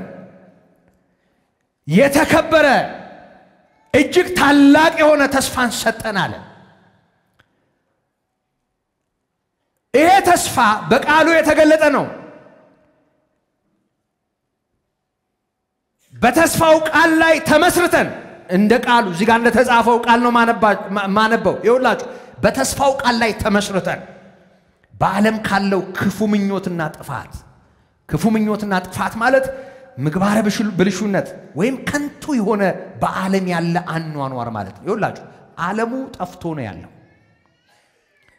በዓለም ውስጥ ምግባረ ብልሹነት፣ ከንቱነት፣ ጥፋት የሚባል ነገር በሙላት አለ። ከዚያ በማምለጥ ከመለኮት ባህሪ ተካፋዮች እንድትሆኑ ነው ይለናል። አያችሁ እግዚአብሔር በልጁ ሲያድነን ያዳነን ለሕይወትና እግዚአብሔርን ለመምሰል ነው። በዚህ ሕይወትና እግዚአብሔርን መምሰል ውስጥ እጅግ የከበረ ተስፋ አለ፣ ታላቅ ተስፋ አለ። ያም ታላቅ ተስፋ የመለኮት ባህሪ ተካፋይ መሆን ነው። የመለኮት ባህሪ ተካፋይ መሆን በሌላ ቋንቋ በዓለም ካለው ክፉ ምኞት ማምለጥ ነው። በዓለም ካለው የረከሰና የወደቀ ነገር መትረፍ ነው። ለዚህም ነው የተጠራን። እየሰማችሁ ነው? ይኸውላችሁ ያዳነን እግዚአብሔር በዓለም ካለው ክፉ ምኞት አምልጠን የመለኮት ባህሪ ተካፋዮች እንድንሆን ጭምር ነው። ይሄ ተስፋ አለን። ስለዚህ ይሄ ተስፋ ያለን እኛ እንዴት ነው መኖር ያለብን? እንደዚህ ይለናል። ይኸውላችሁ ስለዚህም ምክንያት እግዚአብሔር ጠርቶን ስላለ፣ መለኮት ጠርቶን ስላለ፣ በገዛ በጎነቱ ስለተጠራን፣ እግዚአብሔርን በማወቅ ለሕይወትና እግዚአብሔርን ለመምሰል ስለተጠራን፣ ለሕይወትና እግዚአብሔርን ለመምሰል ስለተጠራን ወገኖቼ የመለኮት ባህሪ ተካፋይ እንድንሆን በተስፋው ቃል ውስጥ እግዚአብሔር ይሄን ሁሉ ነገር ወደኛ ሕይወት ስላመጣ ይሄ ገብቶን ከሆነ ይሄንን አስተውለን ከሆነ በዚህ ምክንያት ትጋትን ሁሉ ያሳያችሁ ነው የሚል። መትጋት ማለት ከስንፍና የራቅ አሁን አልዘረዝራቸውም እዚህ ውስጥ ያሉትን። ይሄን መልእክት እያጠናን ስለሆነ እዚህ ክፍል ላይ ስለሆነ ያለ ነው። በድፍኑ ግን ይውላችሁ እንደዚህ ይላል። ይሄም ድፍን ነው ማለት አይደለም፣ ግልጽ ነው ሐሳቡ። በደንብ ስሙ። በእምነታችሁ ይውላችሁ ትጋትን ሁሉ ያሳያችኋል። እጅግ የሆነ ታላቅ ተስፋን ሰጠናልና ተስፋ ያለው ሰው ሰነፍ አይደለም፣ ዳተኛም አይደለም፣ ደካማም አይደለም። ደግሞ በዓለም ባለው ክፉ ነገር ተጠላልፎ ሲርመጠመጥም አይኖርም። በዓለም ካለው ካመለጠ በኋላ እንደገና ሄዶ እዛው ውስጥ ልወተፍ አይልም። ለሕይወት የጠራን እሱንም ለመምሰል እንደጠራን ያውቃል። እሱንም ለመምሰል የጠራን በተስፋው ቃል ውስጥ የመለኮት ባህሪ ተካፋይ እንድንሆን ጭምር እንደጠራን ያስተውላል። ይሄንን የሚያስተውል ሰው ይውላችሁ ይተጋል። በዚህ ምክንያት ትጋትን ሁሉ ያሳያችሁ ይላል። ትጋትን ሁሉ ያሳያችሁ። አንድና ሁለት ነገር በቁጥር አላስቀመጠም። ትጋትን ሁሉ ካለ በኋላ ይውላችሁ በእምነታችሁ በጎነትን ጨምሯል። መቼም ክርስትናውን የተቀላቀልነው በእምነት ነው። እምነትና በጎ ሕሊና ይኑራችሁ። በሌላ ቋንቋ በእምነታችሁ ምንን ጨምሩ? በጎነትን ጨምሩ። አልተነትንም ስላልኩ አልተነትንም። በበጎነትም ዕውቀትን ጨምሮ አለ። እንደው ዝም ብሎ የዋህ እንደው ዝም ብሎ በቃ በጎ የሆነ አማኝ ብቻ ሳይሆን ደግሞ የእግዚአብሔርን ቃል በደንብ ማወቅ አለበት። እሱን ባወቅን ቁጥር የእግዚአብሔርን ቃል ባስተዋልን ቁጥር ክርስቶስን በተረዳን ቁጥር ማለት ነው። እግዚአብሔር አብን ባወቅን ቁጥር የእግዚአብሔር ጸጋና ሰላም ይበዛልናል። አያውክም፣ ይሄ ዕውቀት አያውክም፣ ይሄ ሕይወት አይረብሽም። ይሄ እንደውም ጸጋና ሰላሙ ይበዛልናል። እሱ ነው የሚነግረን። የተጣመመ ትምህርት ነው የሚያውከው፣ የተበላሸ አስተሳሰብ ነው የሚረብሸው እንጂ ክርስቶስን ማወቅ እግዚአብሔርን በተጻፈው መጠን ማወቅ አይረብሽም፣ ተስፋም አያስቆርጥም። አንዳንድ ጠንካራ ትምህርቶች አማኙን ተስፋ የሚያስቆርጥ የብሉይ ኪዳን ትምህርት የሚመስላቸው ሰዎች አሉ። በምንም ታምር እንደ ቃሉ ይሁን እንጂ ተግሳጽም ቢሆን ምክርም ቢሆን ዘለፋም ቢሆን እንደ ቃሉ ይሁን እንጂ ጉዳት የለውም። እንደ ቃሉ ይሁን፣ በግብዝነት አይሁን፣ ሌላውን ለማኮሰስ አይሁን። የእግዚአብሔርን ቃል አሽሙር አናድርገው። አንዱን አክብረን ሌላውን በጠረባ ለመምታት የምንወረውረው ጠጠር አይደለም። እርስ በርስ የምንወራወረው ድንጋይ አይደለም። የእግዚአብሔር ቃል ማንንም ለማሳፈር ማንንም ለማዋረድ የእግዚአብሔርን ቃል አንጠቀምም። የእግዚአብሔር ቃል ምክርና ተግሳጽም ቢሆን ለክብርና ለጥቅም እንጂ ለውርደትና ሰው ለማኮሰስ በጭራሽ አይሆንም። የእግዚአብሔር ቃል ሁልጊዜም ተግሳጽም ቢሆን ለጥቅም ነው። ወገኖች ይኸውላችሁ በትክክል በጎነት፣ በበጎነት ዕውቀትን፣ በዕውቀትም ራስን መግዛት፣ ራስንም በመግዛት መጽናትን፣ በመጽናትም እግዚአብሔርን መምሰል እግዚአብሔርን በመምሰል የወንድማማች መዋደድ በወንድማማችን መዋደድ ፍቅርን ጨምሩ አለ። አሁን እነዚህ ነገሮች ዋናው መዳን ነው ተብለው ወደ ጎን አይደረጉ ማለት ነው አይደለም ወይ? የመለኮቱ ባህሪ ተካፋይ እንድንሆን በተስፋ ቃል የጠራን እግዚአብሔር ለሕይወትና እሱን ለመምሰል ጠርቶናል። የሱ መገለጫዎች የሆኑትን የሱ መሆናችንን የሚያሳየውን ጤናማውን ሕይወት ወደ ጎን አናደርግም።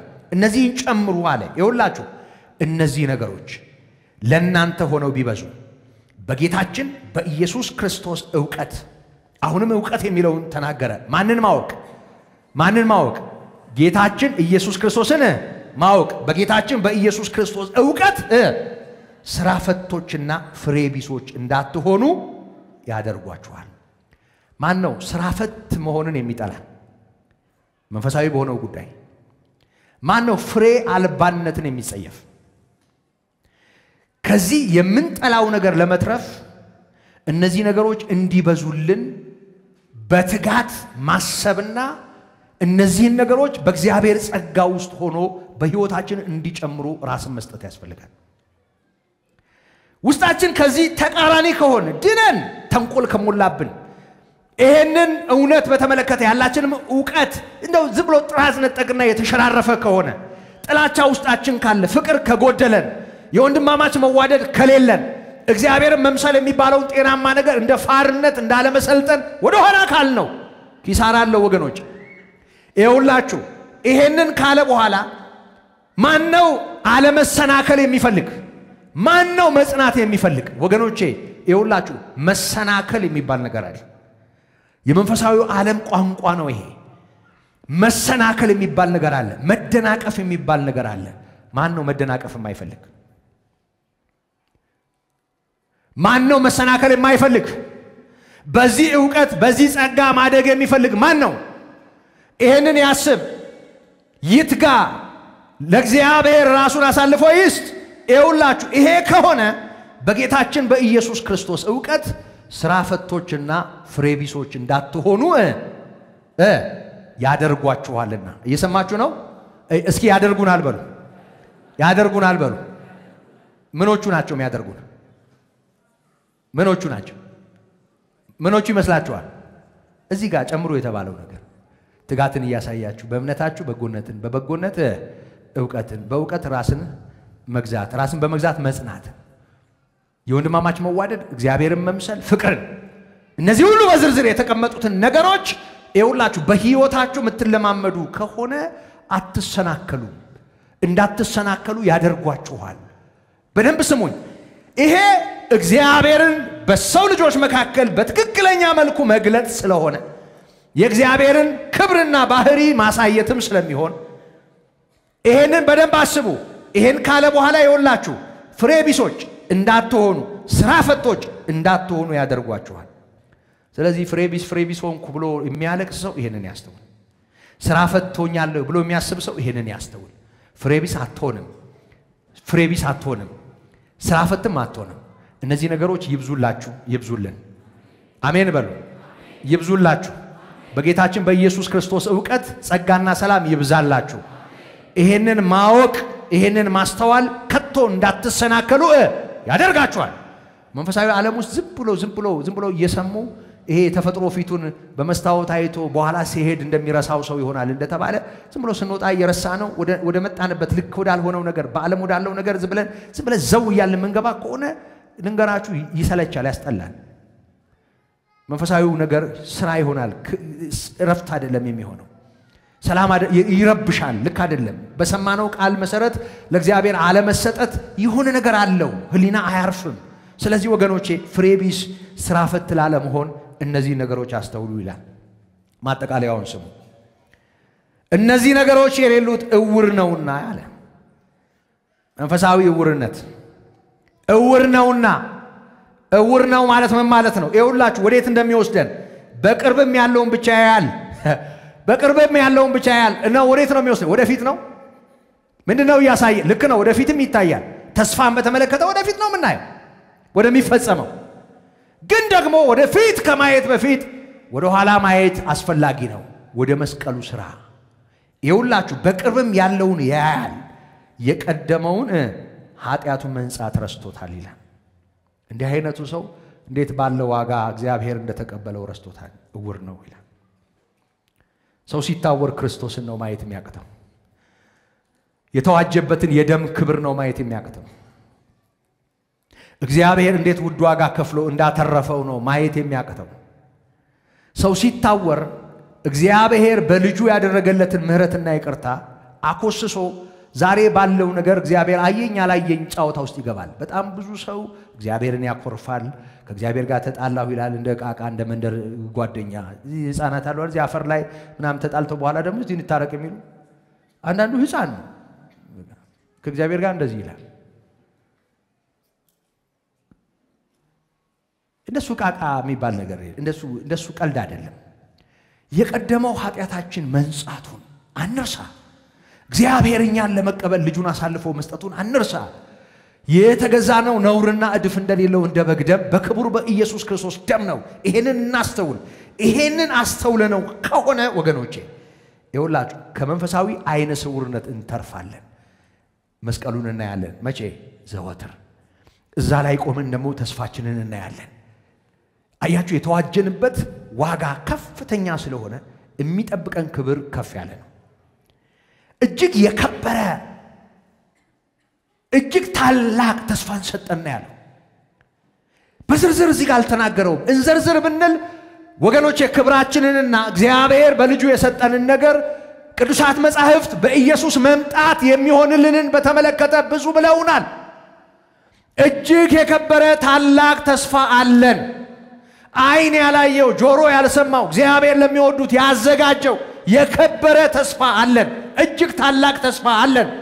የተስፋችን ታላቅነት በተዋጀንበት ደም ልክ የሚታይ ነው። የኢየሱስ ክርስቶስ ቤዛነት ከታየን የተስፋችን ታላቅነት ይታየናል። እንዲህ አይነቱ ሰው እውር ነው አለ። ብዙ መንፈሳዊ አይነ ስውራን አሉ።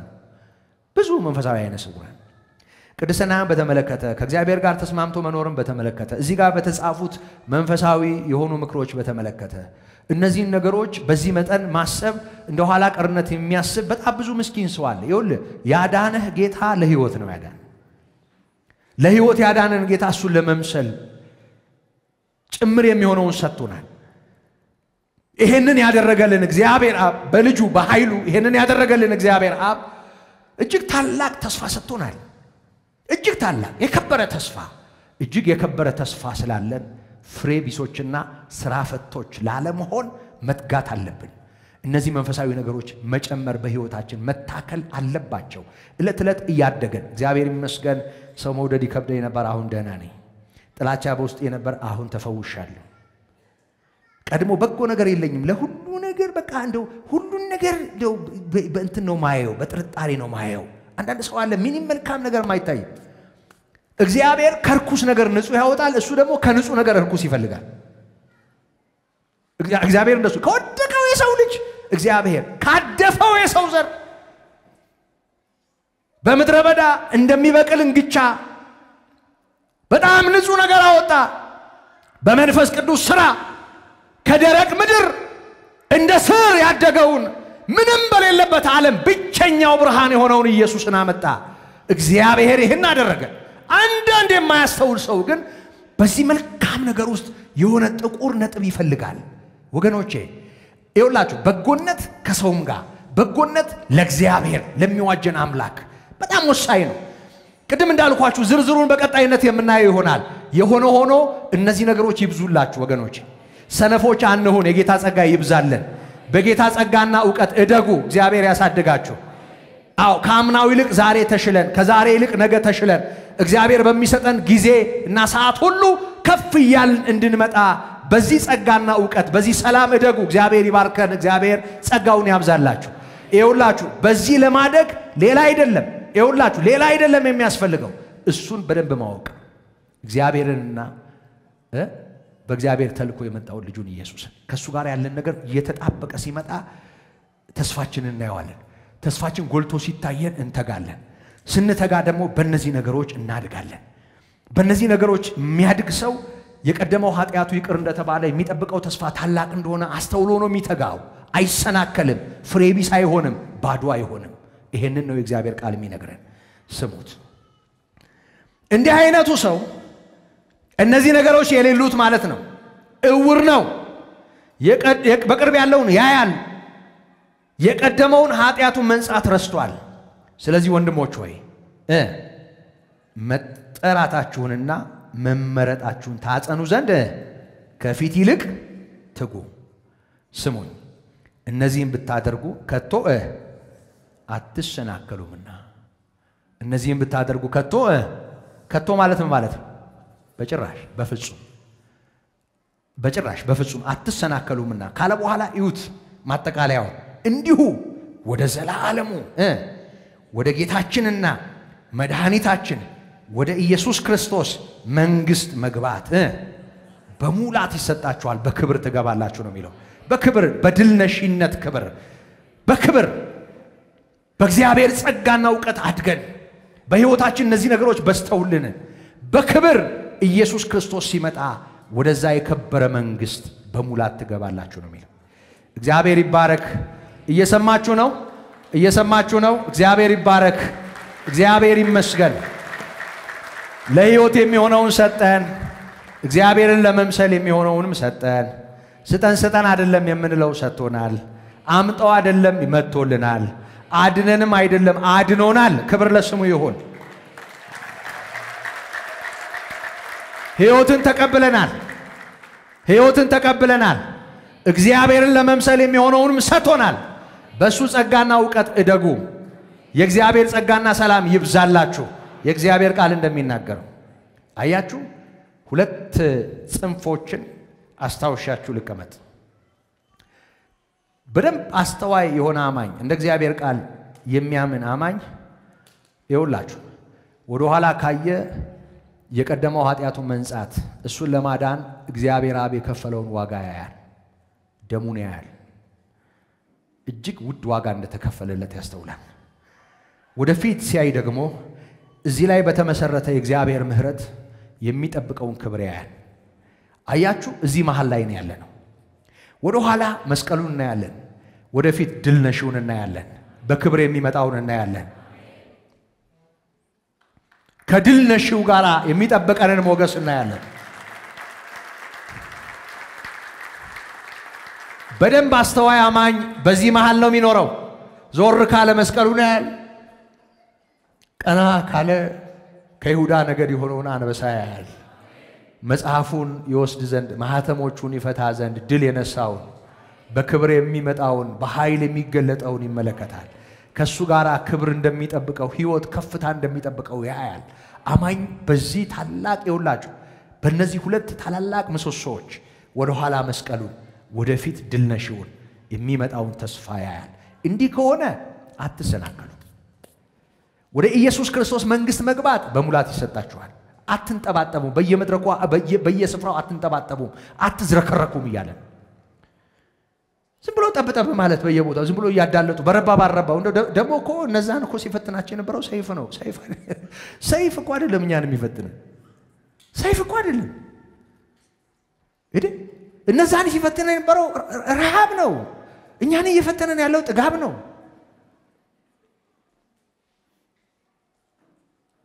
እኛን ክብራችን ነው እየተጫወተብን ያለው፣ ዝናችን ነው እየተጫወተብን ያለው፣ እኛን ምቾት ነው እየቀለደብን ያለው። ሰዎች በመከራ ያልጣሉትን ክርስቶስን ሰው መርጦ ይጥላል እንዴ?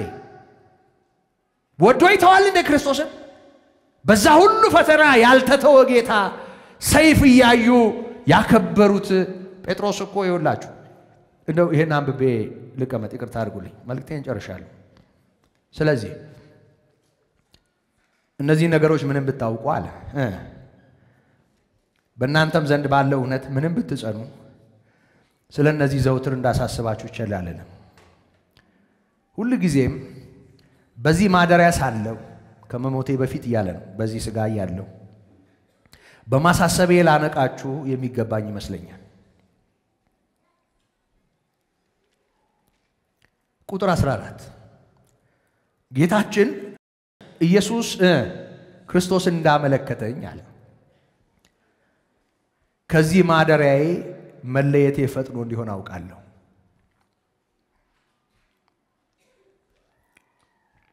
ጴጥሮስ ሰማዕት እንደሆነ ታውቃላችሁ። ተዘቅዝቆም እንደተሰቀለ በታሪክ ይነገራል።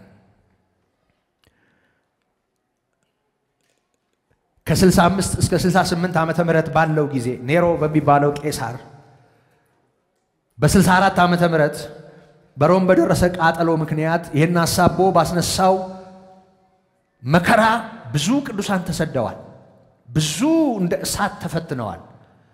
ጴጥሮስ ከዚህ በኋላ እንደማይቀጥል ኔሮን አይደለም የነገረው ራሱ ኢየሱስ።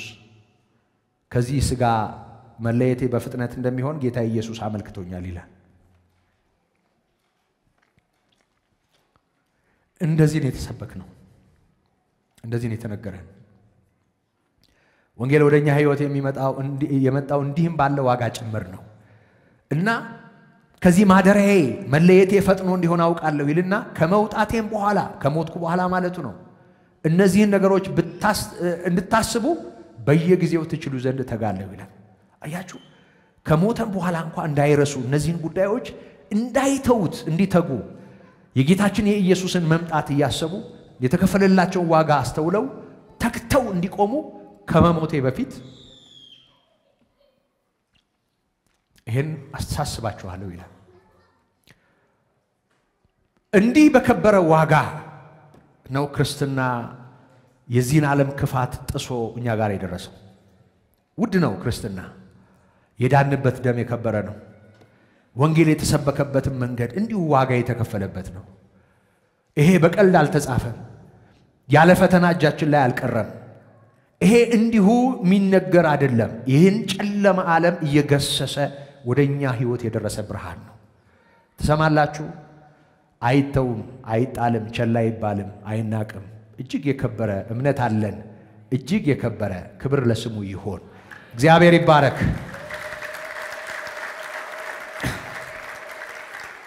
እግዚአብሔር ይባረክ። የዘላለምን ሕይወት ከዘላለም ክብር ጋር እንድንቀዳጅ የጠራን እግዚአብሔር የተባረከ ይሆን።